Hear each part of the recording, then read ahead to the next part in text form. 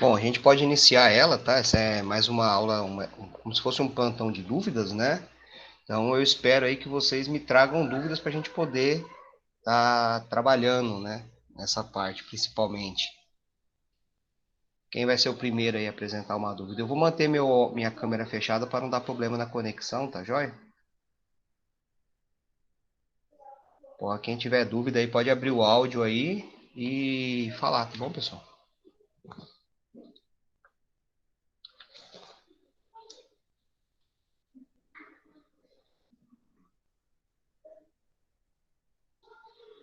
Guilherme ficou com problema no. Peraí que eu perdi. Ficou com problemas no exercício 16. Bom, vamos entrar lá no campus virtual então.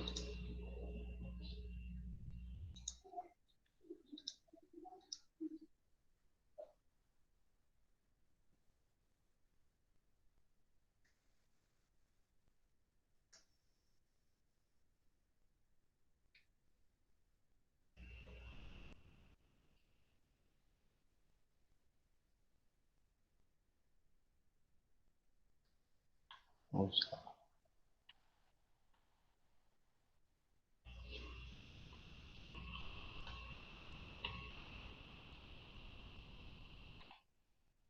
De qual das listas que foi, Guilherme? Da 4 ou da 5?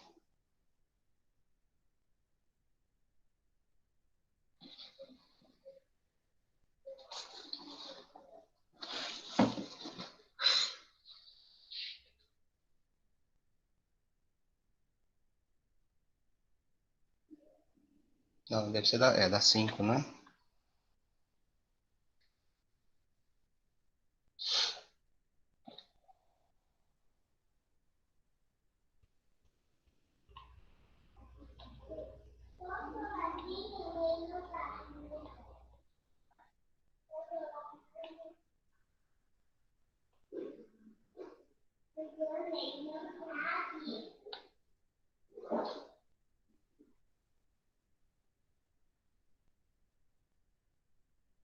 Esse daqui? Esse da conta? Beleza. Então vamos lá. Uma pequena conta pode deslizar sem atrito ao longo de um aro circular situado em um plano vertical com um raio igual a 10 centímetros. O aro gira com uma taxa constante de 4 revoluções por segundo em torno do diâmetro vertical. Ache o ângulo beta para o qual a conta está em equilíbrio vertical. Verifique se é possível a conta subir até uma altura igual ao centro do aro. O que ocorreria se o aro girasse com uma revolução por segundo? Beleza, esse daqui, se não me engano, é um exercício muito parecido com o que tem no livro, só que eu não vou saber falar qual que é o número dele. Deixa eu ver se eu tenho anotado aqui, porque eu comecei a trabalhar novamente na presencial na UFA e eu levei meus livros para lá. Só que eu estou em casa agora de manhã. E aí eu não sei falar qual que é de cabeça. Deixa eu ver se eu já fiz ele alguma vez.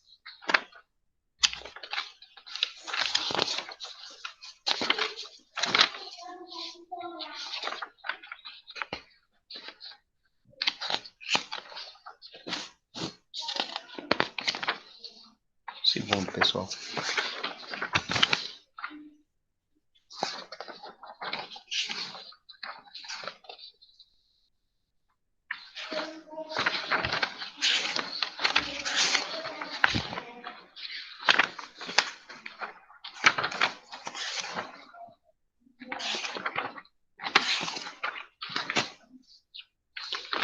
Olha, se não me falha a memória, se minhas anotações aqui não estão erradas, é para ser o exercício 79 da quinta edição, tá? Bom, deixa eu abrir aqui minha lousa virtual. Acho que é isso. A última aula está aqui ainda.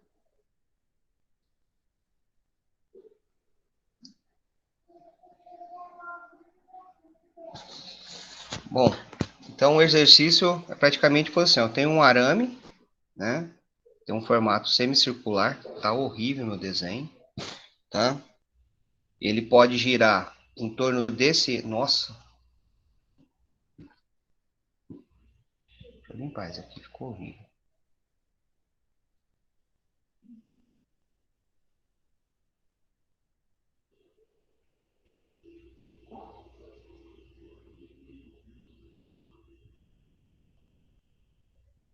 Tem uma conta e ele pode girar ao...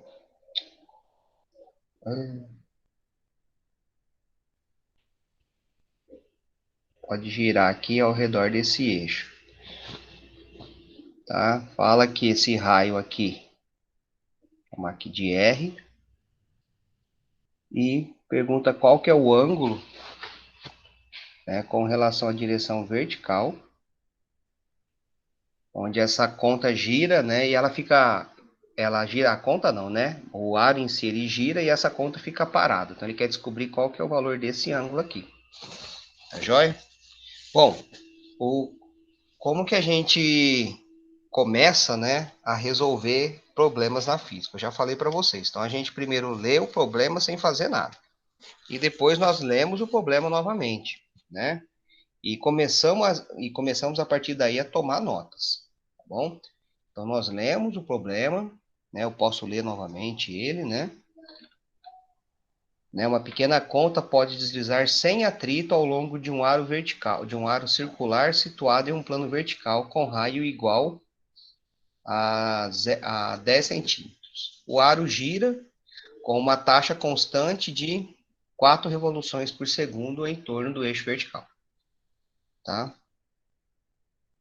Então é praticamente como se fosse isso daqui, beleza? Então a conta está aqui e esse aro ele pode girar dire... nessa direção aqui. E ele fala que a velocidade, né, ou a taxa de revolução, né, eu vou chamar aqui de qual que é a, deixa eu ver qual que é o nome que ele dá isso. Ele fala uma taxa constante, né? Seria a velocidade angular desse cara. Peraí que me perdi. Vou chamar que essa velocidade angular é de 4.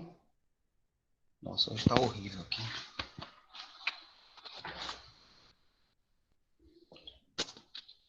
É de 4 voltas por segundo. Deixa eu colocar mais peso aqui que o meu monitor está balançando, por isso que tá ruim de eu escrever. Assim vai ficar. Segundinho, pessoal.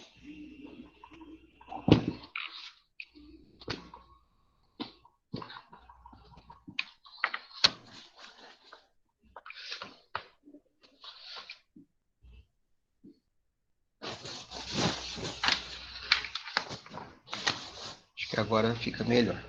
Bom, no capítulo que a gente está falando de leis de Newton, né, tanto o capítulo 4 quanto o 5, né, trata a respeito de leis de Newton.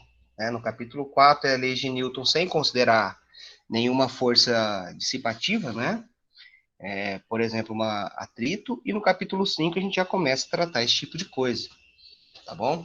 Então o atrito já entra, mas a parte teórica da física é a mesma nos dois capítulos. Tá? Então, a primeira coisa que a gente faz para resolver esse tipo de coisa na física, a gente começa lendo o exercício. Lemos uma primeira vez sem fazer nada, lemos a segunda, onde já começamos a tomar nota, fazemos algum esboço a respeito do que está acontecendo, se porventura o exercício não trouxe nenhuma figura, né, para exemplificar. E nos capítulos, especificamente, né, aqui de lei de Newton, a gente segue uma certa ordem para facilitar a resolução, tá? Então, qual que é o primeiro passo que vocês acham que eu tenho que fazer? O primeiro não, né? Após eu fazer esses desenhos, tomar nota, né, do que está acontecendo, o que eu preciso estar fazendo, né, para começar a resolver esse problema? O que vocês acham? Qual que é o primeiro passo que eu tenho que fazer?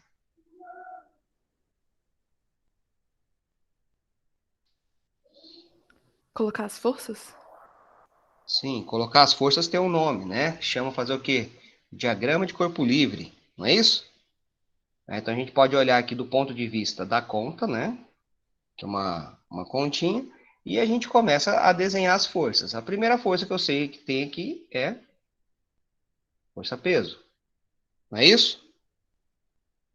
Tenho força normal?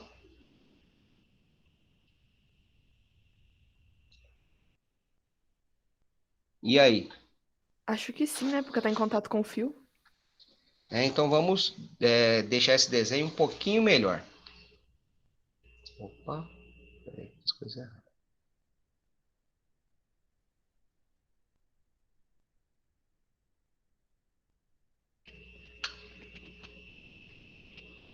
Vou dar mais perto aqui. Bom, eu sei que essa conta gira, né? Ela vai. O movimento que a conta executa é um movimento circular, correto? Ela está aqui nesse aro aqui. Ué, tá desenhando mais? Bom, ela está aqui nesse. Ela está aqui nesse aro, não é isso? Só que ela não gira aqui no aro, né? Esse aro executa um movimento circular aqui em torno do seu próprio eixo. Então a conta ela observa esse movimento circular aqui, tá? É como se ela tivesse, eu vou desenhar aqui o eixo de rotação, né, por onde ela está rotacionando, e ela gira ao redor de um raio R aqui, que é diferente desse raio R do aro, tá bom? Eu vou chamar aqui de um R minúsculo. Então, ela gira ao redor desse raio R aqui, e descreve essa trajetória circular aqui, ao redor desse eixo de rotação. Tá joia, pessoal? Bom, o problema pede para que eu calcule, né, esse ângulo aqui, ó. Vou chamar aqui de alfa. Se o programa deixar. Vou chamar ele aqui de alfa. Tá joia? É isso que ele pede para calcular. Tá bom? Pessoal, me dá só um segundinho aqui que minhas meninas estão gritando aqui. Deixa eu chamar a atenção delas.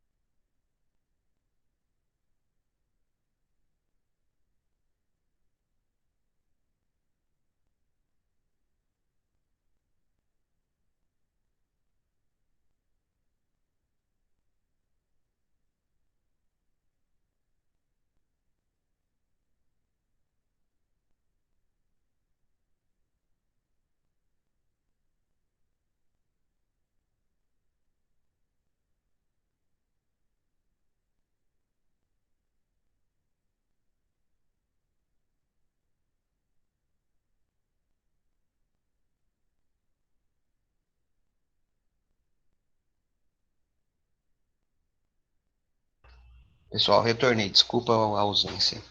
Bom, então vamos continuar aqui. Né? Então a gente precisa tirar aqui mais algumas informações desse problema. Né? Se ele pede para calcular esse ângulo, né? Para calcular um ângulo, a primeira coisa, eu preciso ter algumas informações geométricas, não é isso?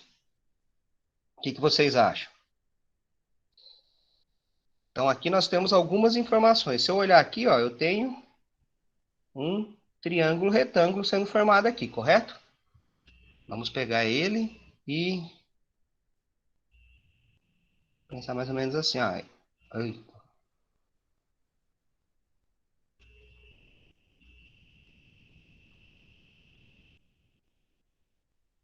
Tá? Tenho esse triângulo retângulo. Aqui é o ângulo alfa. Eu sei que aqui embaixo eu chamei de Rzinho, né? Eu tenho alguma informação a respeito do cateto aqui, desse cateto adjacente ou da hipotenusa? O que vocês acham?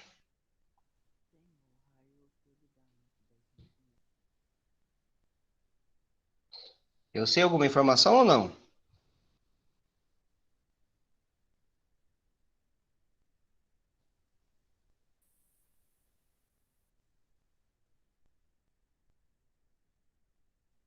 Tem informação do raio?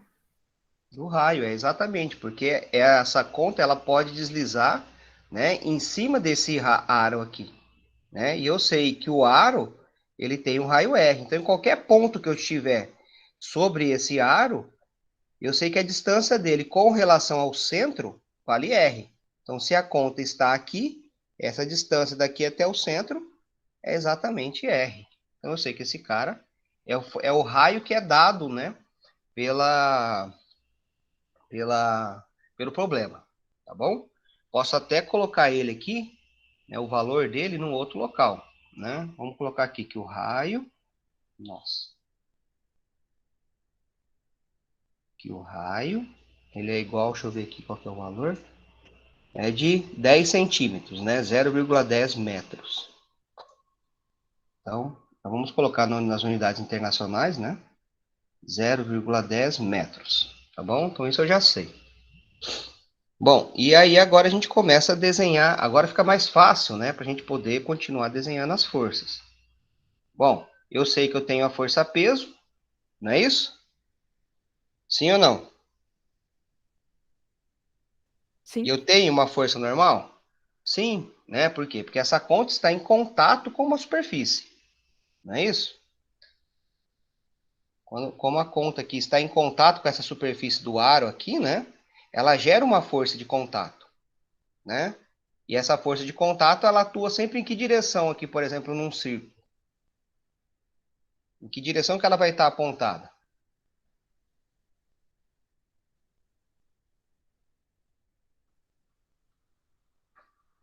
Para onde, pessoal?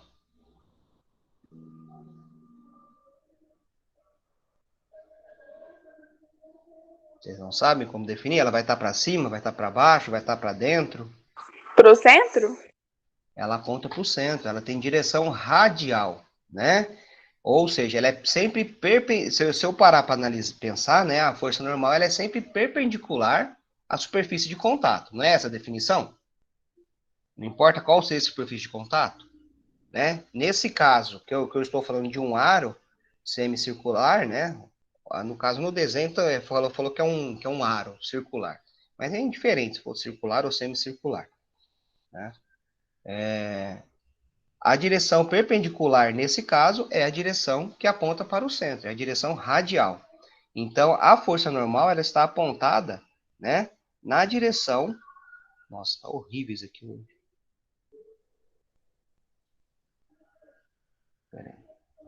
Ela está apontada na direção radial. Então, essa é a força normal. Tá joia? Tem mais alguma força que atua nesse sistema?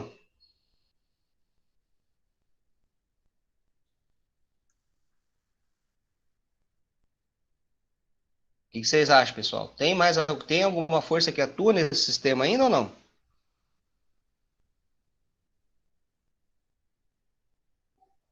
Eu quero uma resposta, sim ou não? E essa é uma resposta conceitual muito importante. Bom, o Guilherme falou que é a força centrípeta. Bom, Guilherme, isso aqui eu tenho certeza, mas eu tenho certeza absoluta que esse é um erro de conceito que todo aluno tem, tá?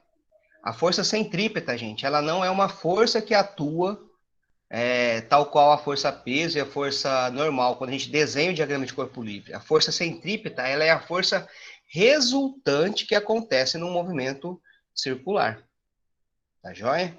Né? E se vocês lembrarem, quando nós desenhamos, né, fazemos uso de um diagrama de força ou um diagrama de corpo livre, nós nunca desenhamos a força centrípeta, né? Nós desenhamos as forças que estão atuando ali naquele momento, né? E a partir daí, após a gente fazer a análise, né, a gente vai ver que vai acabar surgindo, né, uma componente. No caso, se o sistema estiver em movimento acelerado, né, surge uma, não é que surge uma componente, né, surge a resultante dessas forças, né, é o que nós analisamos a partir dos vetores. Se eu olhar aqui, por exemplo, ó, eu tenho aqui a força peso, deixa eu mudar de cor a minha caneta. Bom, eu tenho a força peso aqui atuando e a força normal, não é isso? Se eu usar, né, o princípio do paralelogramo, né, que é transferir uma força para essa direção e a força para essa outra direção, vocês vão ver que no final vai me sobrar uma força resultante que está apontando exatamente para o centro. E essa, sim, é a força centrípeta. Só que ela não é uma força que está atuando, né? Ela é uma força que resulta das outras forças que atuam no sistema. Tá joia? Então, por regra, eu nunca desenho a força resultante, tá? Qualquer que seja, tá bom? Para a gente não se confundir. Vamos voltar aqui. Tá joia? Bom, então eu sei que tenho duas forças, força-peso e força normal. Qual que é o próximo passo agora para resolver esses exercícios, pessoal?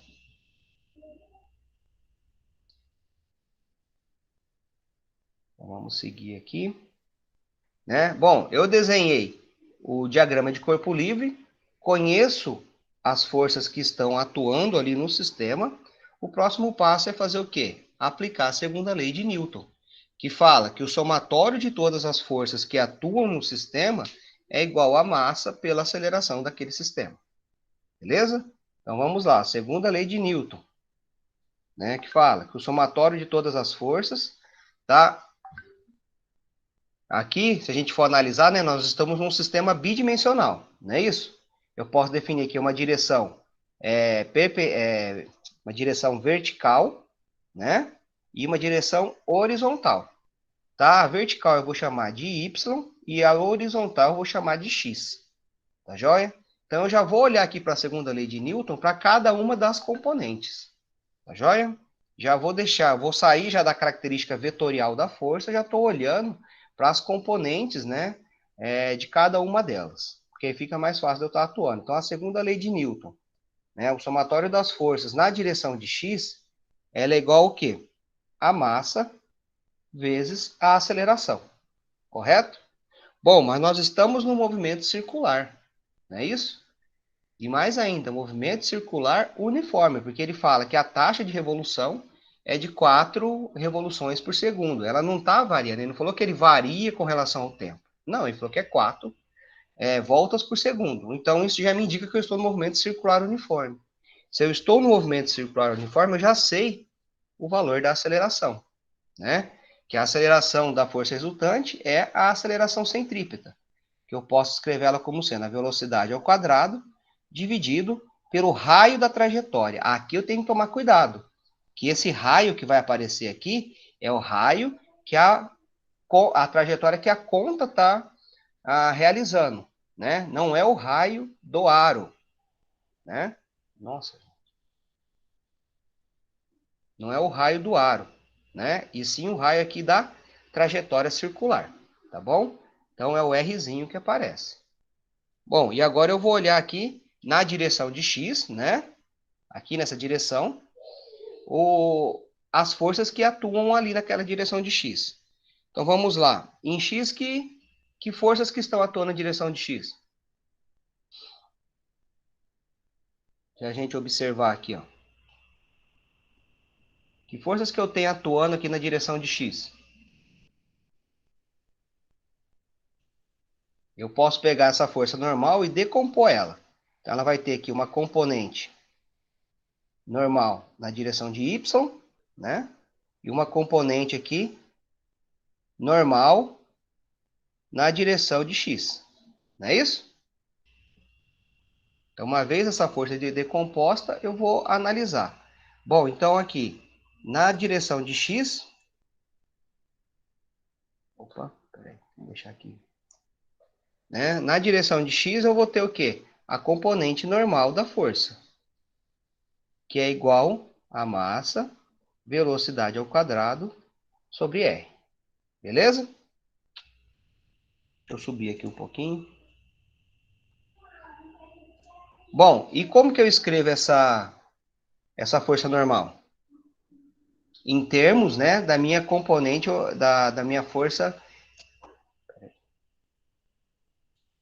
em termos, né, do meu vetor força normal que eu tinha anteriormente. Né? Essa componente x, ela é o quê? Como é que eu escrevo ela?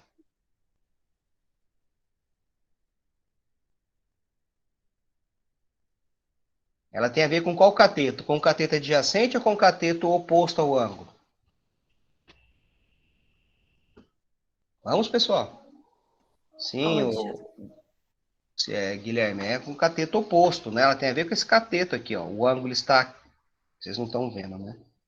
Espera aí. O ângulo está aqui, é esse cateto que nós estamos olhando. É o cateto oposto a esse ângulo, né? Se eu pegar aqui, ó, eu tenho o triângulo, né? E eu pegar por semelhança de triângulos, eu tenho esse outro triângulo aqui, que tem o mesmo ângulo aqui dentro, né? Então, é o cateto oposto. Então, se é o cateto oposto, ele vai com qual componente? Componente seno ou componente cosseno?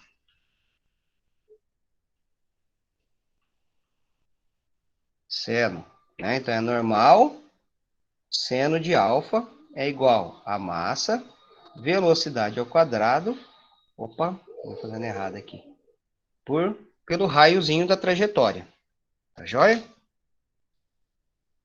Bom, eu vou guardar essa... Nossa, hoje está difícil. Eu vou guardar aqui essa equação, que a partir daqui eu não tenho mais para onde eu ir, tá? Agora, o que eu vou fazer? Agora eu vou olhar para a componente da força, né, a somatória aqui das forças, segundo a lei de Newton, na componente, na direção de y, tá? A componente vertical das forças, tá? O que eu sei aqui com relação a essa componente? Ela tem que ser igual ao quê? A conta está se movimentando na direção de y?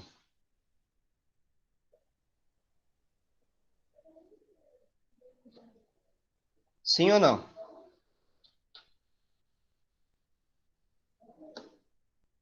O problema fala se ela se movimenta na direção vertical ou não.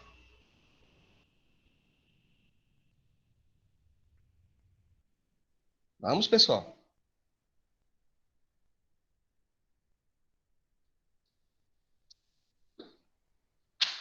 Tem alguém na sala aí participando?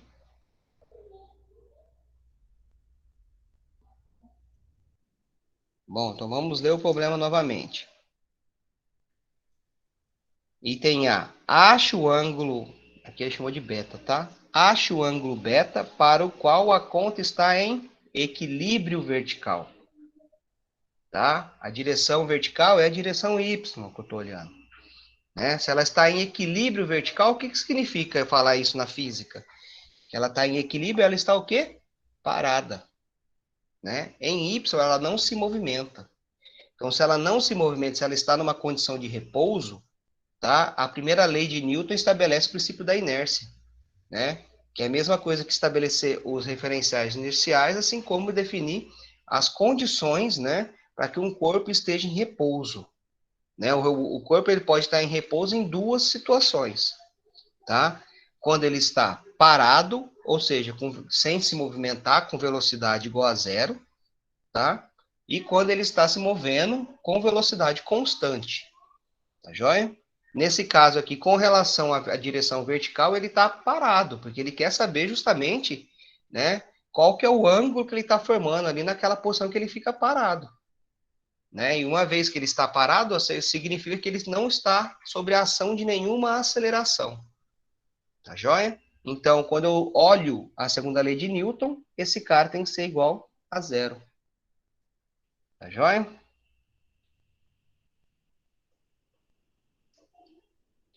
E agora, não, a gente precisa olhar aqui. Agora, quais forças que atuam na direção perpendicular? Eu tenho a força peso, tá? No sentido negativo, e a componente y da normal no sentido positivo, tá? Eu estou usando o sistema de referência padrão. De baixo para cima é positivo, da esquerda para a direita é positivo. Posso mudar? Posso escolher outro? Pode. Nada te impede. Mas quando você muda do sistema de referência padrão, você tem a obrigação de informar qual que é o sistema que você está usando, tá? Se fosse presencial, nós tivéssemos uma avaliação e vocês, porventura, mudassem o sistema de referência e não informar que está sendo mudado o sistema de referência, está errado. Tá? Não importa que os cálculos foram feitos corretos, você não seguiu, tá, a norma, que a norma fala que eu tenho que indicar, tá bom? Normas na engenharia é extremamente importante, pessoal. Então, saiu do padrão, obrigatoriamente você precisa indicar que você não está seguindo o padrão. Tá bom? Então, eu vou colocar aqui as forças que eu tenho. Eu tenho a componente normal. Opa. eu tenho a componente normal na direção de y menos a força peso, né? E isso é igual a zero. Então, eu sei que a força normal em y ela é igual à força peso. Então, daqui eu posso seguindo. A componente normal, em termos do vetor normal, né? Ela vai com o cosseno do ângulo, né? Se a componente normal em x vai com o seno, a componente normal em y vai com o cosseno do ângulo, tá? E isso daqui é igual a massa vezes a gravidade. Tá joia? Bom, então daqui eu consigo tirar que a normal é igual massa sobre gravidade dividido pelo cosseno de alfa, tá bom? Então eu cheguei nessa igualdade. Eu sabendo essa igualdade agora, eu volto ela lá para trás e substituo aqui. Tá bom? Vamos seguir para cá então. Então eu já sei como é quanto que vale a normal. Eu vou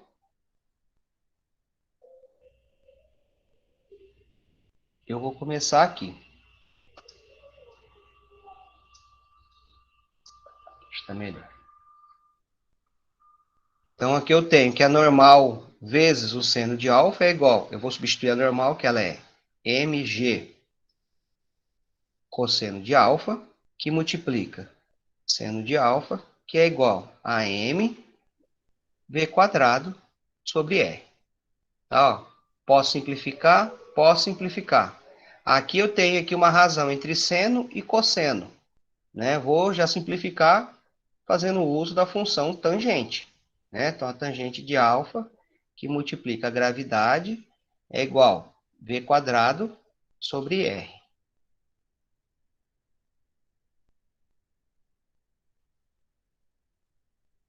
Então, daqui, eu tenho que a tangente de alfa é igual a v quadrado r, aceleração da gravidade. Bom, eu conheço a velocidade? Eu conheço a velocidade aqui, pessoal? O que vocês acham?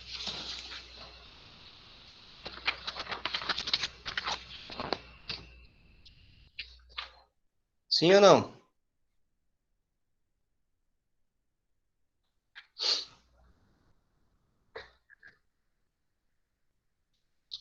Tem que tomar cuidado, Rebeca e Guilherme.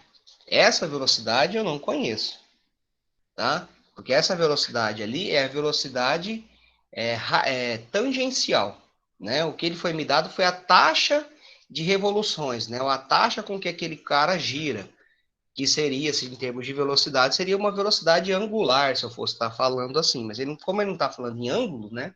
Seria a velocidade de revolução. Isso é diferente. Eu preciso converter isso daí para velocidade radial, tá? Perdão, para velocidade tangencial, tá bom? Então, eu preciso descobrir, né, como que eu escrevo essa velocidade tangencial em termos dessa taxa de revolução. É bem tranquilo. E outra coisa que eu também não conheço, né, é o Rzinho. Esse Rzinho eu ainda não falei sobre ele. Eu sei quem que ele é no desenho, mas eu não sei como é que eu escrevo ele em termos dos dados que o problema me deu, tá? Preciso trabalhar com isso também, tá? Mas primeiro a gente vai olhar aqui para a velocidade e depois a gente olha para o raio, tá bom? Então vamos olhar aqui a velocidade, né? A velocidade tangencial, ela pode ser escrita como 2πr, que é a distância circular que tem ali no... Oh, meu Deus, como é que eu falo? Perdi aqui. Esse aqui é o tamanho de arco, né, completo de uma volta completa, né, ao redor dessa trajetória. Vou voltar aqui. Não.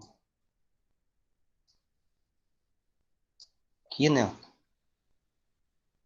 Uma volta completa aqui, ó, em termos numa grandeza que eu consigo medir, que é em radianos, né? Ele vale 2π radianos, né, vezes o raio. Esse é o tamanho de arco, né, ou o tamanho da trajetória, ou o tamanho do perímetro que essa conta ela pode estar descrevendo, né? Dividido aqui pelo período de rotação. Tá joia? O período de rotação, que aí eu consigo fazer, né, uma correlação com essa taxa de revolução aqui, né? Que ele fala que ele faz o quê? Ele dá 4 voltas por segundo. Tá joia?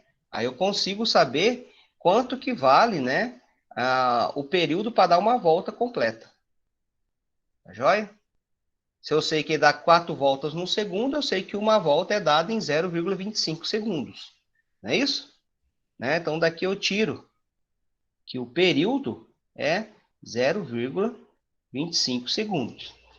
Isso lá no futuro eu vou usar na hora que eu for calcular. Essa é outra coisa importante. Antes de vocês saírem substituindo os valores que nós conhecemos, vão trabalhando com as letras, tá? Porque com as letras não tem erro. Deixa com as letras, vai chegar lá no final, vocês começam a substituir para saber o valor. Esse é o último passo na resolução de um problema na física, é substituir os valores dados. Tá joia? Deixa sempre para o final. Então vamos continuar aqui.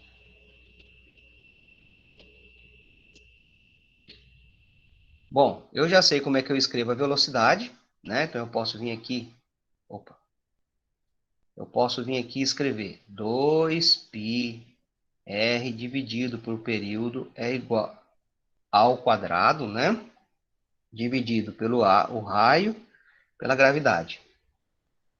Posso continuar aqui escrevendo. Estou fazendo muito grande, né? Esse negócio vai ficar horrível no final. Então aqui é a mesma coisa. Aqui 4π ao quadrado sobre t ao quadrado, r ao quadrado, dividido. Aqui a gente pode aplicar, né, a multiplicação aqui em cima. Então já vai ficar todo mundo aqui, ó. R, G. Deixa eu tirar esse traço de baixo. Então vai ficar R vezes a gravidade. Posso simplificar o raio aqui. E aí eu chego que a tangente de alfa, que é o que a gente tinha aqui atrás, né?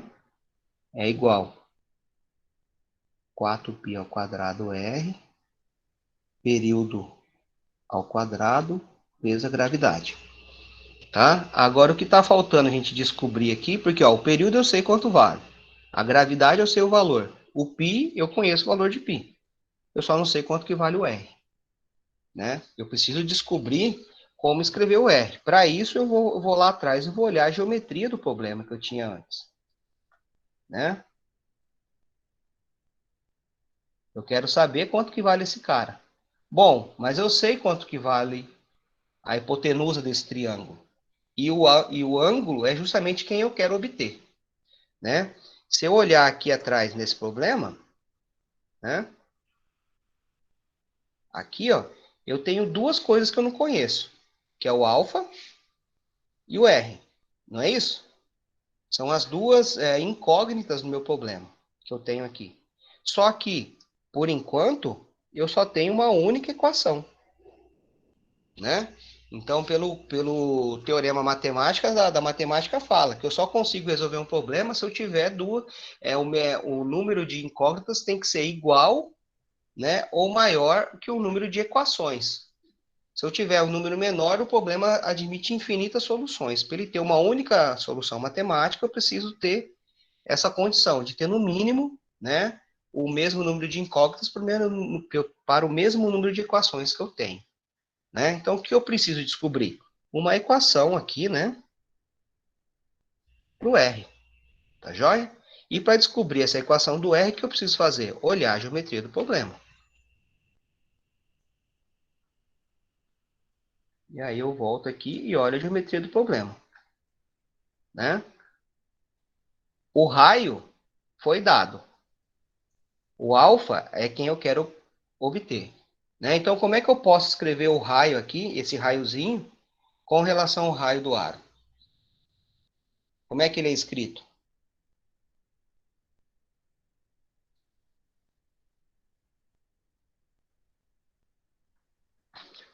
Pensem, pessoal.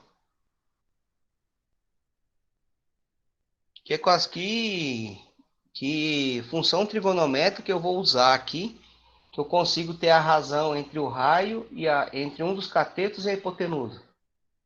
Esse cara aqui é qual cateto? É o cateto oposto ou adjacente? É o seno, exatamente. Né? Eu tenho aqui o seno de alfa, ele pode ser escrito como a razão entre o cateto oposto e a hipotenusa. Não é isso? Então, logo eu sei que o raiozinho, ele vale o valor do raio do aro vezes o seno de alfa. Bom, aqui eu consegui a minha segunda equação. Por quê? Porque o raio eu conheço, o raio do aro, é uma constante. O seno é quem eu quero calcular, o alfa, na verdade, é quem eu quero calcular. E esse raiozinho aqui eu não conheço, então pronto, agora eu tenho duas equações. Tenho essa equação,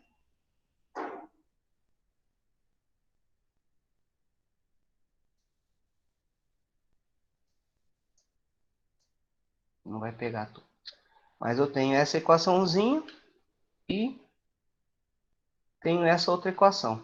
Aqui a gente pode escrever o valor daquela equação que a gente tinha lá, que era que o raiozinho vale o raio da trajetória seno de alfa. Não é isso? Bom, agora nós reescrevemos essa equação. Eu vou abrir essa tangente de novo, tá? Para facilitar. Eu tenho que seno de alfa sobre cosseno de alfa é igual a 4π, o π está ao quadrado. O raio que ele vale, raio seno de alfa dividido pelo período ao quadrado, aceleração da gravidade. O seno eu tenho de um lado, tenho o seno do outro. Posso cancelar. Posso reescrever essa equação agora como sendo cosseno de alfa é igual a período ao quadrado, gravidade, dividido por 4π ao quadrado, vezes o raio da trajetória. Bom, quem tiver calculadora aí, pessoal, por favor, verifica aí para mim quanto que dá esse valor. Eu estou sem calculadora científica aqui. Né? E eu vou ter que fazer uso aqui, né, de uma função arco-seno, arco-cosseno, né? Então vamos, espera aí. Deixa eu reescrever melhor aqui. Então aqui, para conseguir calcular esse alfa, né, eu vou ter que o alfa é igual à função arco-cosseno, né, que é cosseno é menos 1, do período ao quadrado, gravidade, 4π ao quadrado raio.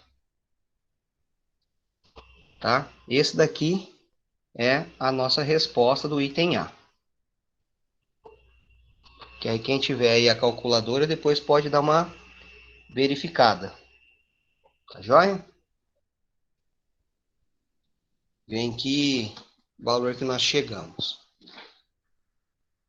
Quem que tinha perguntado a respeito desse exercício mesmo? Foi o Guilherme, né? Você conseguiu fazer o item A, Guilherme?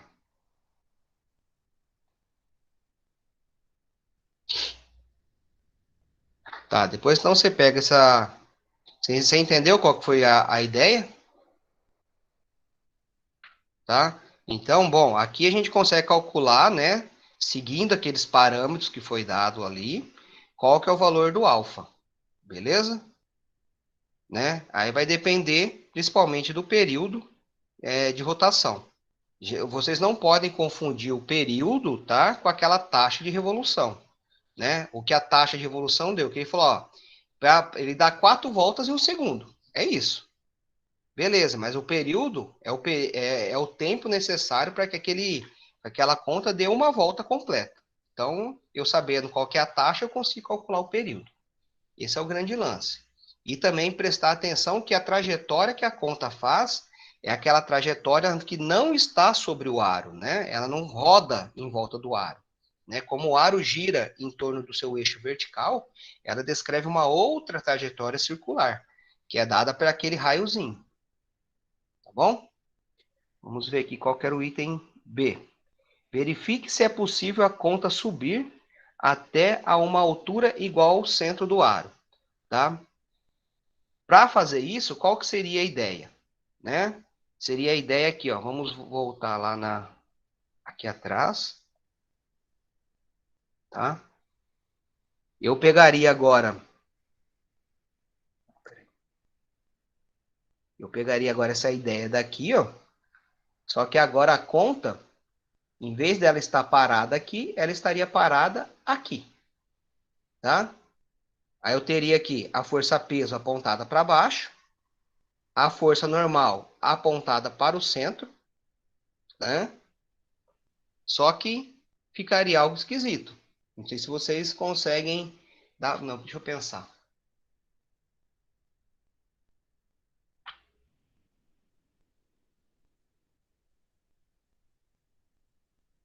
Eu preciso ter alguma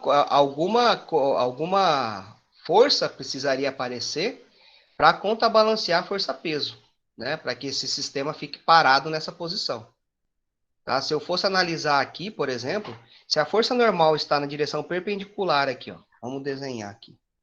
Vamos pensar na situação. Se eu tenho a conta parada aqui nesse ponto, ó, né? Ela está parada num ponto, então eu tenho a força-peso que aponta para baixo e a força normal que aponta para cá. Não é isso? Se eu olho para cada uma dessas componentes aqui, em Y e em X, eu não tenho nada que contrabalanceia nada. Né? Eu não tenho uma outra força que surge para contrabalancear peso e nenhuma outra força que surge aqui para contrabalancear a conta. Tá joia? Então, aparentemente, posso estar enganado, mas acho que não. Tá? É possível a conta subir até essa altura igual? Para mim é não. Tá? Aí se vocês poderiam pegar aí e jogar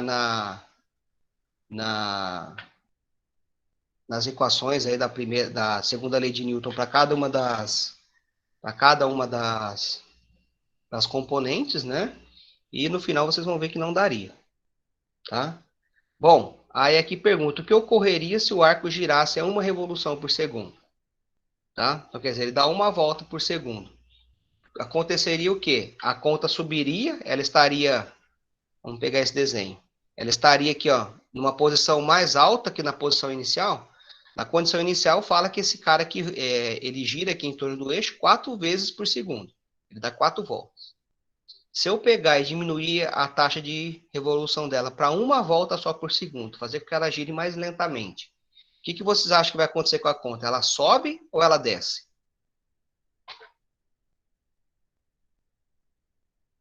Sem a gente fazer conta. Sem a gente fazer conta da conta. O que acontece com essa conta? Ela sobe ou ela desce no ar? Sim, ela vai descer, né? Porque ela gira mais lentamente, né? Por fato de estar girando mais lentamente, né?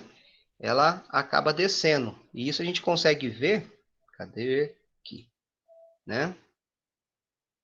Se eu olhar simplesmente aqui no final, na equação final que eu tinha, cadê? Aqui, ó. Não é isso? Tá? Então, se aqui vai ser 1, né? Que ela dá 1 volta num segundo. Então, esse cara aqui acaba sendo ligeiramente menor. Beleza? Depende da verdade, ele não vai ser menor, ele vai ser maior, porque aqui ele varia 0,25, não é isso que a gente tinha já escrito aqui em cima? Cadê? Aqui, ó. O período de rotação era de 1/4 de segundo, né? 0,25 segundos. Agora o período de rotação é 1, então ele é maior. Se o período de rotação é maior, o ângulo também é maior, porque eles são, ó, diretamente proporcionais, né? Se esse cara aumenta, esse cara também aumenta, tá? O único problema que a gente tem que olhar aqui é com relação a qual eixo que eu estou olhando o ângulo, tá? Ó.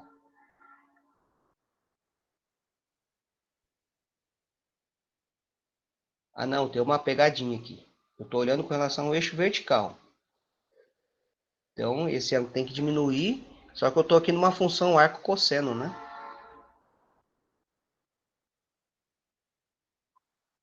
Tá? Estou numa função arco-cosseno, então esse cara diminui, né, na verdade. Então ele acaba sendo inversamente proporcional. Mas é só jogar aqui, ó. Você simplesmente pegar, jogar o 0,25 aqui, né? Que vai calcular qual que é o ângulo que ele está em equilíbrio ali no caso para aquela taxa, para a nova taxa de revolução, tá? Essa conta que valeria para qualquer taxa. É só simplesmente vir, calcular o período e jogar aqui dentro.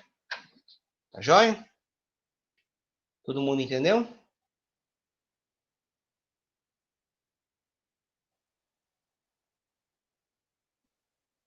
Algum outro problema, alguma outra dúvida, pessoal?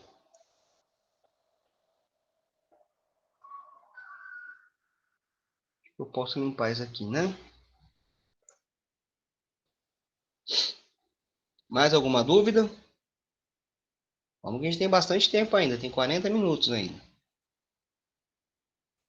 Professor, eu tive uma dúvida. Não sei Sim, se ainda pode ser tirada, mas na lista de leis de Newton. sim. Eu acho que talvez tenha sido mais uma questão de compreensão da minha parte mesmo, mas foi a questão 2 da lista. É a lista 5 ou a lista 4? A de leis de Newton, deixa eu ver qual que é. É aqui, porque ambas são leis de Newton, né? Na real, eu acho que foi a 3. Por isso que eu perguntei se Não, não tem pode tirar. problema. Não, tô lá para baixo aqui. Pessoal, deixa eu perguntar uma coisa para vocês. Como é que vocês observam a sala virtual? Vocês veem essa quantidade grande aqui de atividades avaliativas? Vocês conseguem ver de todos os grupos? Sim, aparece para todo mundo. Nossa, porque a sala... Eu vou tentar mudar essa visualização, porque a sala está imensa aqui. Tem que ficar rodando esse cara 3 dias até conseguir chegar onde a gente quer. Por causa dessa quantidade de grupos. Eu acho que tem uma forma de deixar só que cada um veja o grupo que ele tem acesso. Preciso dar uma estudada. Eu acho que uma vez que eu fiz o curso sobre o campus virtual, eles falaram algo do tipo. Será que é aqui, lei de Newton também. Deixa eu abrir. Qual que era o exercício, Rebeca? Essa 2. Porque quando eu fui fazer a distribuição das forças, eu tava colocando a normal. Só que não tava dando certo. Hum. E aí eu subentendi que a normal dividiu na tração, correto? Mas eu fiquei um pouco em dúvida nisso, se não teria normal nesse caso. Pera aí, vamos ler o problema. Fala, a figura 1 a seguir mostra um andaime de pintura em equilíbrio. Uma pessoa que pesa 250 newtons está parada no meio do andaime e a tensão em cada corda é 200 newtons. Qual é o peso do andaime?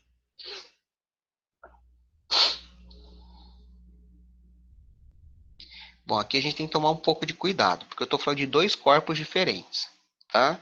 Eu tenho aqui o, o homenzinho, né, que pesa 250 newtons, tenho o andaime, e eu sei que esse andaime, ele está sustentado por duas cordas, né, e cada corda tem essas forças aqui iguais, ele está na horizontal, certinho. Então aqui, né, primeiramente o que eu tenho que olhar aqui é imaginar que o andaime e o homenzinho é um único corpo, tá? Porque as forças de tensão não estão atuando sobre o homenzinho, tá? O que o homenzinho está gerando aqui, ele está parado com relação ao andaime. Então eu sei diretamente que o homenzinho tem o mesmo valor, a força do homem, né, a força peso dele tem o mesmo valor da normal, tá? E o peso do andaime é o peso total desse corpo andaime mais o corpo mais o homenzinho, né? Então é o peso do homem mais o peso do andaime. E aí esse novo corpo, né, que eu posso chamar aqui de andaime, sei lá, vamos falar aqui, por exemplo, é um andaime total. Aí esse corpo está sob a ação dessas duas forças aqui. Tá joia? Se a gente fosse aqui, nós vamos desenhar. Eu tenho o andaime, tenho o carinha parado sobre o andaime e tenho, né, essas duas forças aqui que são iguais, né? Vou chamar de T aqui, que estão fazendo com que esse sistema tenha equilíbrio, tá?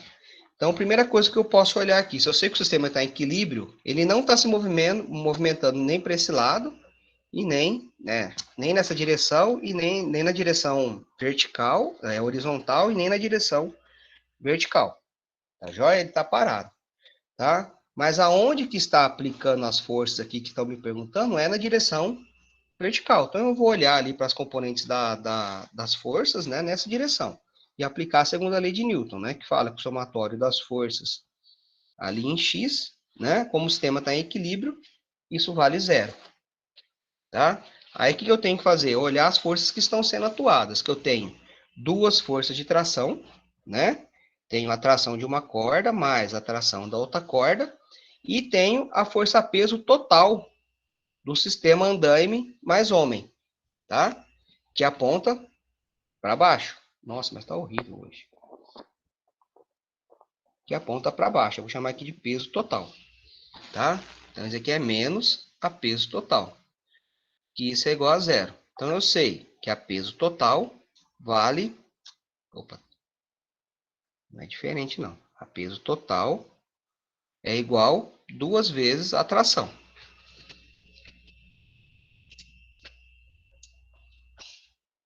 Mas eu sei que o peso total é o peso do homem mais o peso do andaime. E esse cara é 2 vezes a tração. O peso do homem eu sei quanto vale. Eu só não sei o peso do andaime. E eu sei quanto vale a tração, né? Então eu tenho que 2 tração menos o peso do homem tem que ser igual ao peso do andaime. Eu, se não me engano, era 200 cada uma. Espera aí que eu me perdi. Cadê? Aqui. É 200 cada uma dessa, né? Então, as duas trações dá 400. É 400 menos 250. Então, o peso do andaime é 150. Né? Então, aqui vai dar 400 menos 250, né? Peso do andaime. Então, esse cara aqui vale 150 newtons. Entendeu, Rebeca? Entendi. Foi considerado o conjunto, né? É, você tem que considerar o conjunto, porque a força de tração ela não está atuando diretamente sobre o homem. Ela atua diretamente sobre o andaime, mas o andaime está recebendo a força do homem, né? Então, esse sistema atua em conjunto, né? É o peso do andaime mais o peso do homem, né? Se eu fosse olhar do ponto de vista das cordas, as cordas não enxergam o homem, né? O que as cordas enxergam é o andaime mais o homem. Tá joia? Ô, professor, Sim. mas aí, então a normal do peso do homem só desconsidera, então? Não, Não não é usa a que normal, não? desconsidera. Eu não tô. Para mim, ela não importa. Ah, tá. Entendeu? O homem está em equilíbrio, ele está parado ali no andaime, ele não está se movendo para cima e para baixo no andaime, ele está parado. Então eu Aham, sei que a normal vale exatamente o peso, a força-peso dele. Mas para mim não me importa a normal, entendeu? aham. Porque Entendi. se eu tirar o andaime, ele vai cair, É, tá né? certinho, professor.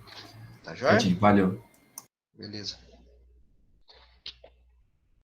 Acho que alguém tinha mandado aqui a Nalanda fazer o 12 da lista 5. Vamos lá.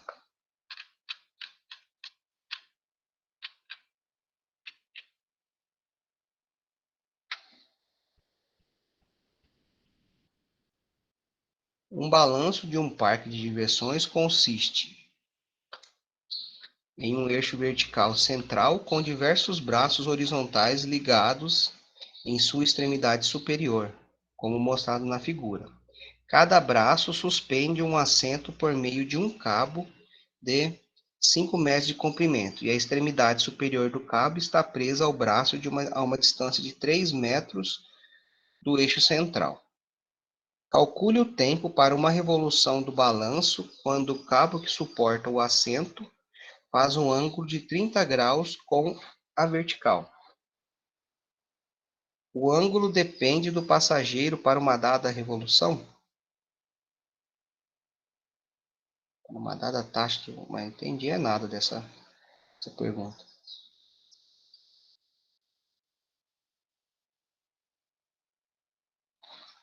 Bom, vamos a...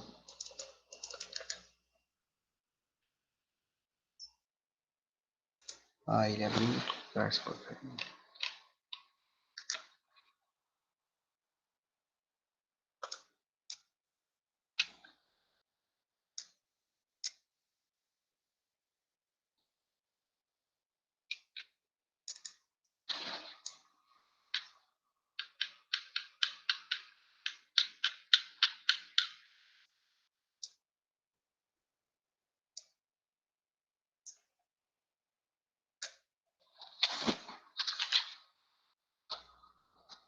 Vamos ver se funciona.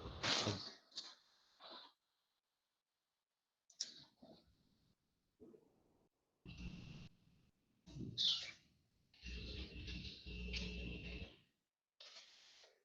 Então aqui eu consigo pegando o desenho. Eu não preciso ficar tentando desenhar agora, tá? Então aqui nós temos esse sistema, né? Onde esse brinquedo gira ao redor do eixo dele mesmo. Nossa, mas que porcaria. Tá bom?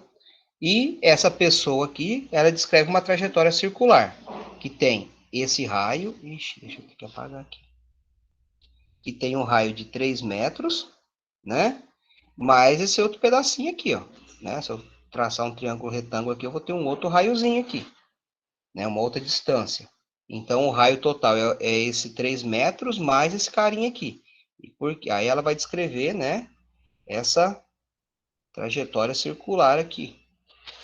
Beleza? Então, aqui a primeira coisa é a gente estabelecer aqui que esse raio total aqui, peraí, deixa eu voltar aqui. Que o raio total aqui, né? Esse R eu vou chamar de L essa distância aqui, tá? É L mais, tá? L, oh meu Deus do céu. L, opa, não é R, Rzinho. Rzinho. Beleza? A gente não pode esquecer isso. Deixa eu apagar aqui para não perder o valor desse ângulo. Então aqui eu sei que aqui eu tenho um triângulo retângulo que eu consigo calcular, né, quanto que vale esse Rzinho. Por quê? Porque eu sei que a hipotenusa, né, ela vale 5 e o ângulo vale 30. Tá? Então, eu já consigo ter algumas informações aqui do ponto de vista geométrico. Eu consigo calcular esse Rzinho, né, igual no exercício anterior não, o antes, né, do andaime, né, a gente conseguiu calcular esse Rzinho. Esse Rzinho aqui, ele é o cateto oposto ao ângulo, então ele depende do seno, né? Então eu posso escrever esse R como sendo L, mais a hipotenusa aqui, eu vou chamar de H mesmo, tá? Vou chamar esse cara aqui de H, seno vou deixar tudo em termos de letras, tá? Seno de alfa. Então eu vou guardar essa informação aqui para o futuro. Eu sei quanto que vale essa trajetória circular.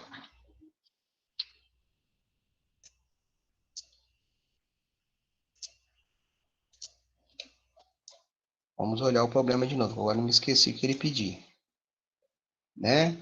Ele pede aqui, ó, calcule o tempo para uma revolução do balanço quando o cabo que suporta o assento faz um ângulo de 30 graus com a vertical, tá? Bom, eu posso usar esse ângulo aqui, né? Vou falar para vocês do jeito que eu pensei.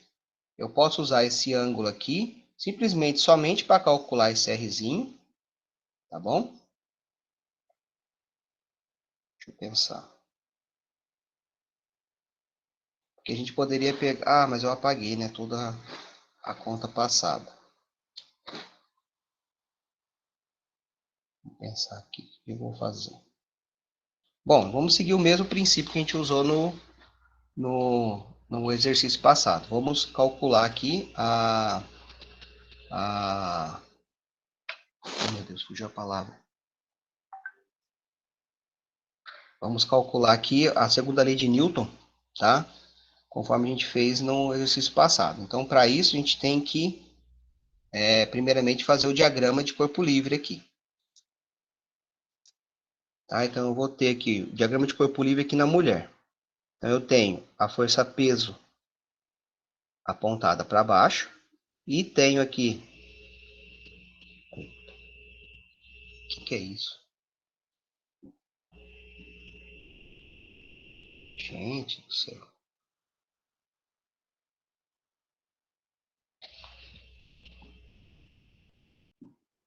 E tenho aqui a força normal, né, apontada naquela direção. Tá joia? E aí a gente vai e aplica as leis de Newton conforme a gente tinha feito anteriormente. Para facilitar aqui, a gente já pode estar olhando a decomposição dessa normal, né? Eu tenho a componente aqui normal. Tem aqui a componente normal em y e a componente aqui normal em x. Tá joia? E agora nós aplicamos a segunda lei de Newton, né? Aplica a segunda lei de Newton numa direção e depois aplica a segunda lei de Newton na outra direção. Tá joia? Aqui eu tenho a direção x, né? E aqui eu tenho a direção y. Tomando sempre o eixo do brinquedo aqui, tá? Como meu ponto de referência. Tá bom? É isso que eu estou fazendo. Vamos escrever aqui. Então, olhando para x, né? Que eu sei que o sistema se movimenta na direção de x. Ele descreve uma trajetória circular, né? Na direção horizontal.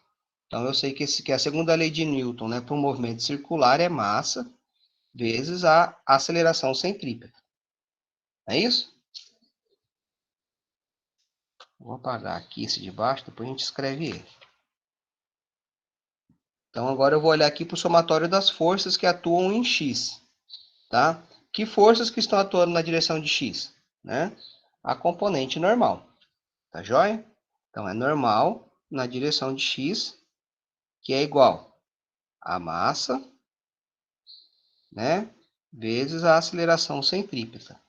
Bom, mas eu posso escrever a normal em termos do vetor normal anterior que eu tenho, né? Que ele está apontado aqui nessa direção aqui. Não é isso? Que é esse vetorzinho aqui, ó. Então, eu posso escrever ele como sendo o quê? Essa componente normal aqui, ela está oposta ou ela está adjacente ao ângulo? Né? O ângulo alfa aqui, ó. Ela está oposta ao ângulo, então ela vai com um seno. Então, ela pode ser escrita como normal seno de alfa, que é igual a massa. Agora eu posso substituir velocidade centrípeta, que é v quadrado, sobre o raio da trajetória circular. Aí a gente tem que tomar cuidado quem que é esse cara aqui, tá? Esse Rzinho não é esse cara que está aqui, ó. É o raio, é esse raio total aqui. Beleza? Então eu vou até substituir o que eu escrevi aqui.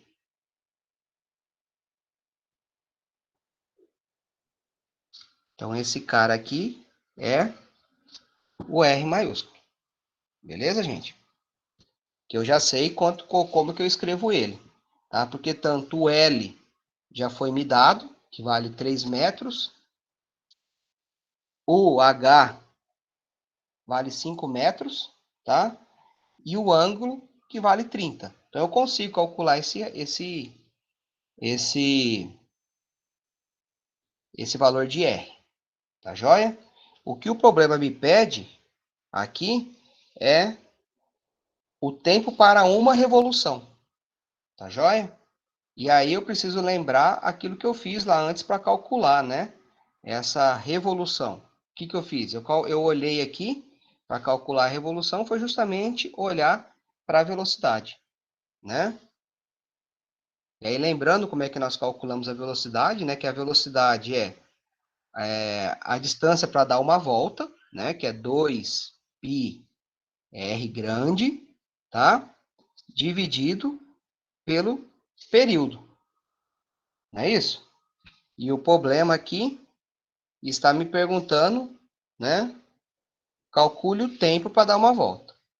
Se a gente for olhar aqui, ó, essas respostas não tem nada a ver, né? Aqui em cima está pedindo o tempo e a resposta está em Newton.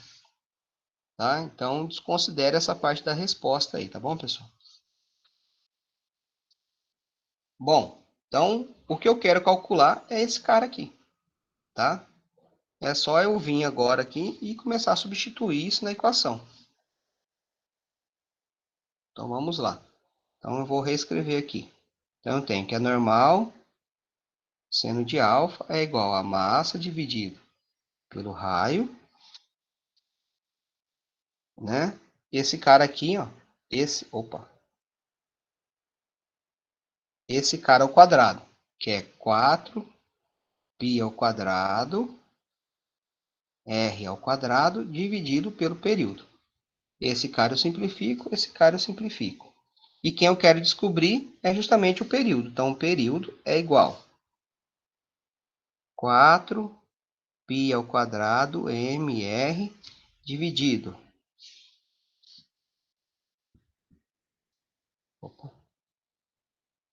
Dividido pela normal seno de alfa. Tá? Terminei o problema? O que vocês acham? Essa é a resposta final? Não, não é. Por quê? Porque ó, eu não conheço quanto que vale a normal. O raio total eu sei calcular. A massa eu não sei se ela foi dada ou não. Tá? Ela acho que não foi dada. Então eu também não conheço a massa. O alfa eu conheço, né? Então eu preciso descobrir informações a respeito da massa e da normal. E como que eu faço isso? Né? Eu faço isso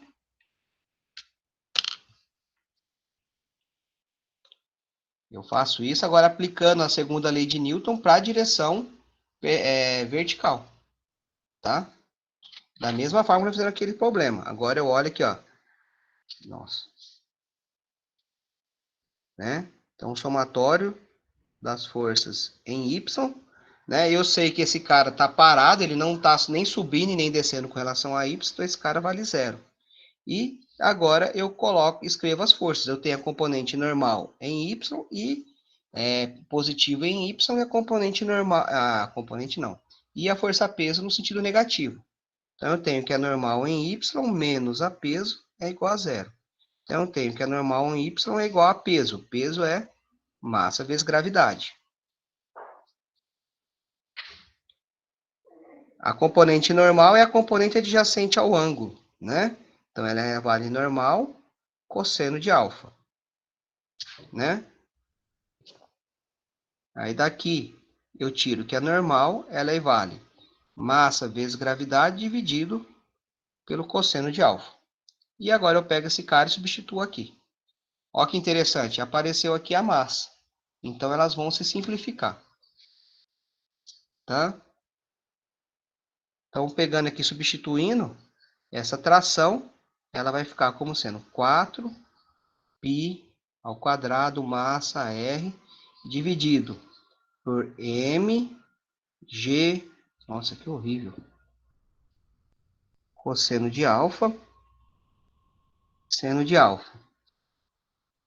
Então, a massa simplifica a massa. Aí eu tenho que o período ele é escrito como sendo 4π ao quadrado R dividido por G, nossa, por tangente de alfa, tá?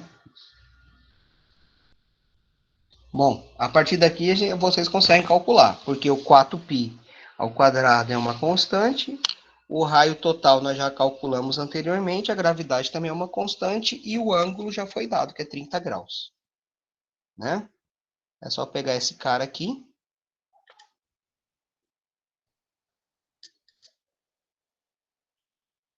E substituir aqui. Beleza?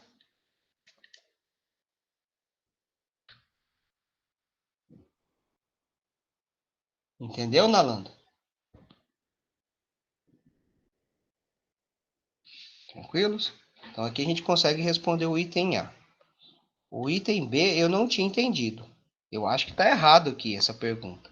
O ângulo depende do passageiro para uma dada taxa de revolução? Esse ângulo aqui? Bom, vai depender sim, né? Depende da massa. Se eu for olhar somente para esse ângulo aqui, ó, a gente pode olhar.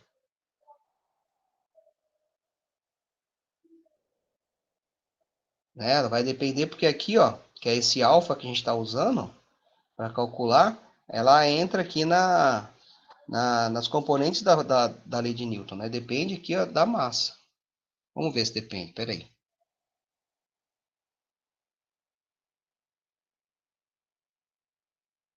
Ah, não, não depende não. A massa aqui a gente simplificou. Então, se eu olhar agora do ponto de vista do ângulo, faz de conta que eu não conheço o ângulo. Mas eu conheço o período de revolução, né? Eu consigo calcular o ângulo. E ele é independente da massa. Ó. Tá vendo? Não tem dependência com a massa aqui.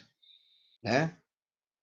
O problema está me falando é simplesmente para eu pegar essa equação aqui, escrever ela, fazendo de conta que eu não conheço o ângulo, mas eu conheço o período. Então, reescrevendo essa equação, eu teria lá, por exemplo, ó, TG é igual, dividido aqui, 4π ao quadrado R, tá? Eu passei esse cara para lá, desci esse cara para cá, esse cara é igual a 1 sobre tangente de alfa, né? Continuando aqui, invertendo todo mundo, então eu tenho que tangente de alfa é igual. O que é isso? Tangente de alfa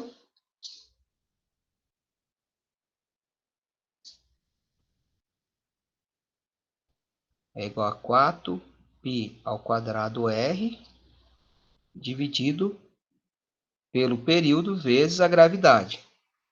Então, o alfa é a função tangente a menos 1 de 4π ao quadrado R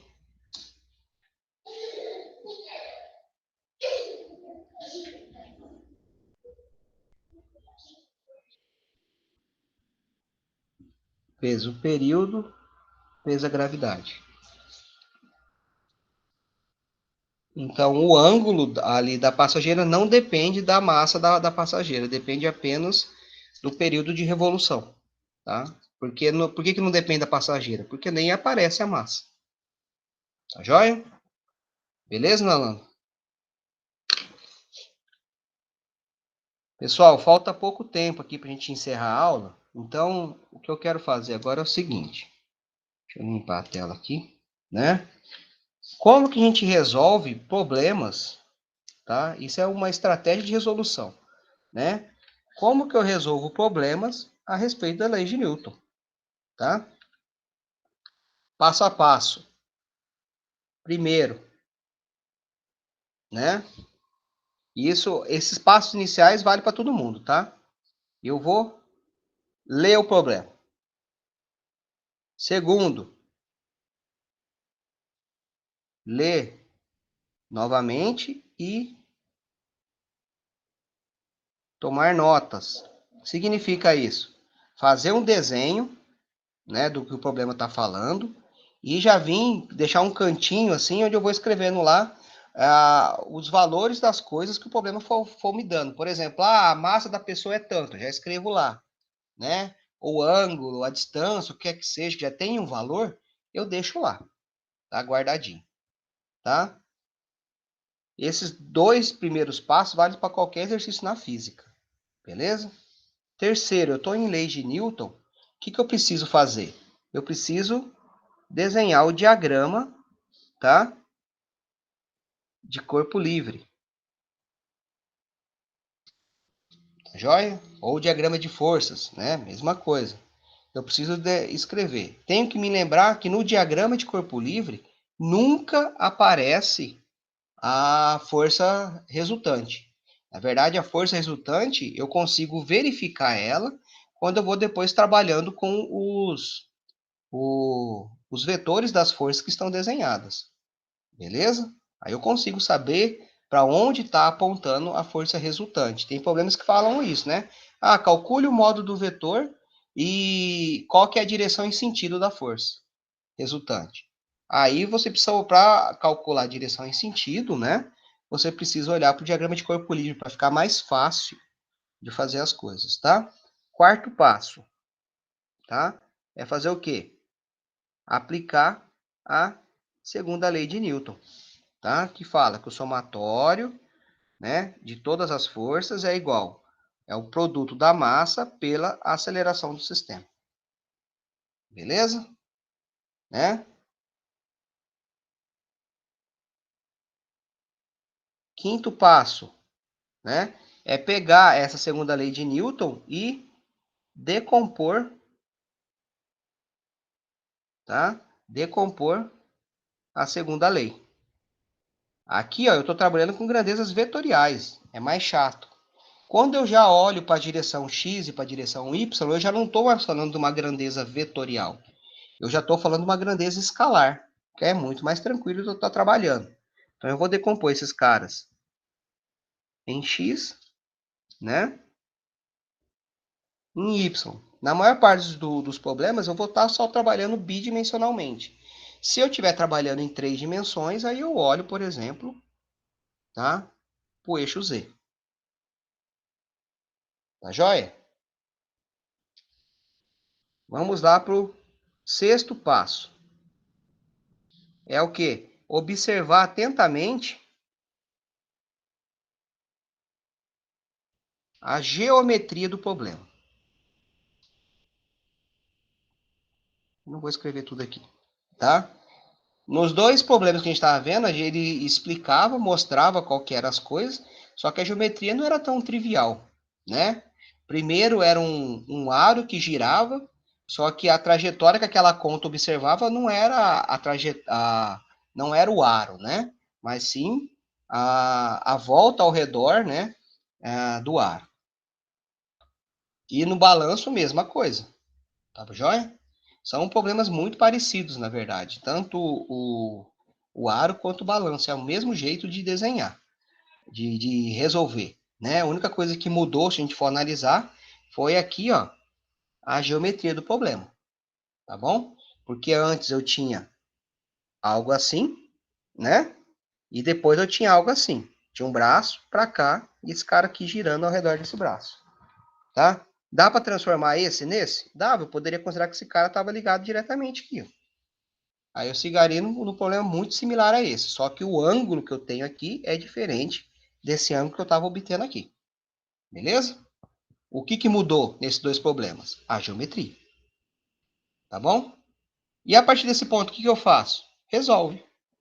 Aí é só matemática. Tá? Aplicar matemática. Tá joia, pessoal? Seguindo esses passos, tenho quase certeza que vocês vão ter êxito, né? A não ser na manipulação depois ali internamente dessa conta matemática, né? Não esquecer que quando eu passo uma coisa para um lado, né? Eu tenho que mudar sinal. Se eu estou falando ali de multiplicação e divisão, eu tenho que aplicar o que está multiplicando passa dividindo, o que está dividindo passa multiplicando, né? Não esquecer dessas coisas básicas, tá joia? Né? Lembrar de trigonometria básica, né? Usando as funções seno, cosseno e tangente e coisas do tipo. Beleza? Mais alguma dúvida que eu possa estar ajudando vocês rapidamente?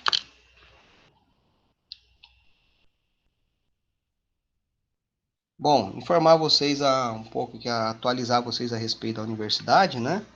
A universidade voltou com algumas atividades presenciais, tá, pessoal? Temos algumas disciplinas que voltaram presencialmente, aquelas disciplinas que trazia muito problema dela ser conduzida no formato remoto, tá? As disciplinas que não teriam tanto problema de ser, ou problemas mínimos, assim, né, de ser feitas na forma remota, né, ou ANP, que agora que é a nomenclatura usada, né, elas permaneceram no formato ANP. Um grande problema, por exemplo, vocês são calouros, né, provavelmente devem estar fazendo laboratório de física A, né, por que as disciplinas de laboratório de física elas não voltaram presencial? Principalmente, pessoal, por causa do tamanho do laboratório e pela regra de distanciamento que tem que ser mantido, tá? A gente aplicando a regra de distanciamento permitida nesse momento, uma turma de laboratório de física A, ela teria que ser subdividida em 3 turmas. E aí, mesmo que a gente fosse replicar as aulas, a gente não tem espaço físico para isso, porque nós só temos um laboratório de física, né? E a gente não teria horário disponível para estar dando essas aulas. Então, eu teria que fazer uma proposta no formato híbrido, né? Por exemplo, uma semana uma turma vem e faz um experimento, enquanto a outra parte da turma está online fazendo outra atividade, né? Na próxima semana muda, né? Quem estava online vem presencial, quem estava presencial vai online, né? Isso se fosse só com 2 turmas, né? Se fosse possível dividir a turma ao meio, até daria para ter voltado, mas o problema é que teria que dividir a turma em 3. E aí, se a gente fosse calcular quantas vezes um aluno poderia estar assistindo aula, realmente dentro do laboratório ele ia assistir só 2 aulas, tá? E dessas aulas, uma aula ia ser avaliação, né? Então, isso não estaria benefício. Esse não está fazendo uma única prática, né? Então, o departamento optou por não estar tendo a ANP justamente por causa desse problema na metodologia, tá? E como a metodologia de laboratório estava muito bem definida, né? Então, a gente, muito bem definido, já com bastante material, né? O departamento optou por permanecer, por permanecer no formato remoto, beleza? E como é que vai acontecer nos próximos semestres? Sinceramente, não sei, tá?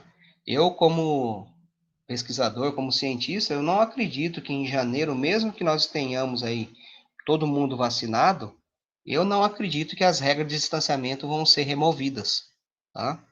Porque não é tão trivial assim, né? A gente sair da pandemia. A gente tem que sair dela com cuidado, né? Principalmente para a gente não voltar novamente para ela.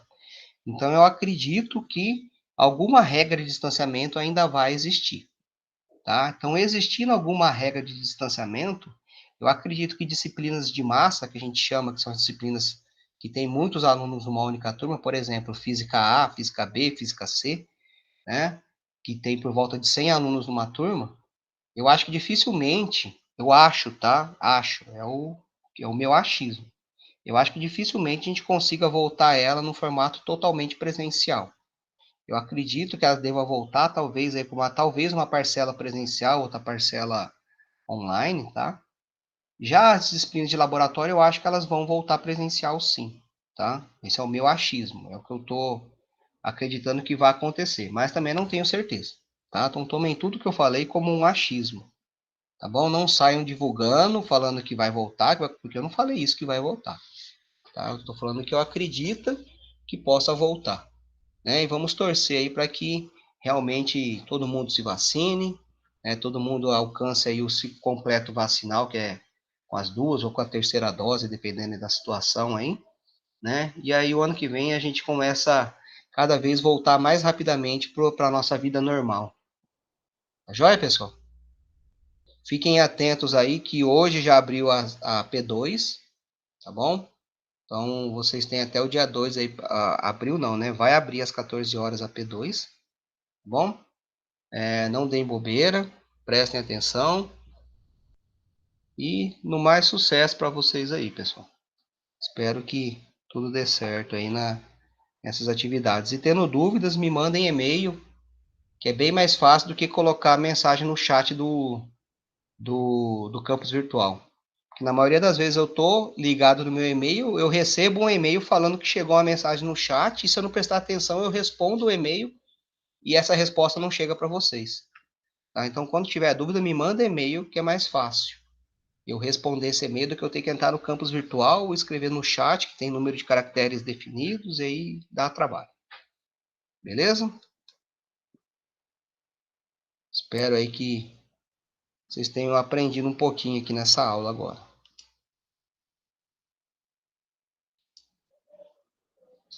Cadê que eu tô? Eu tô perdido agora. Vou parar aqui a gravação.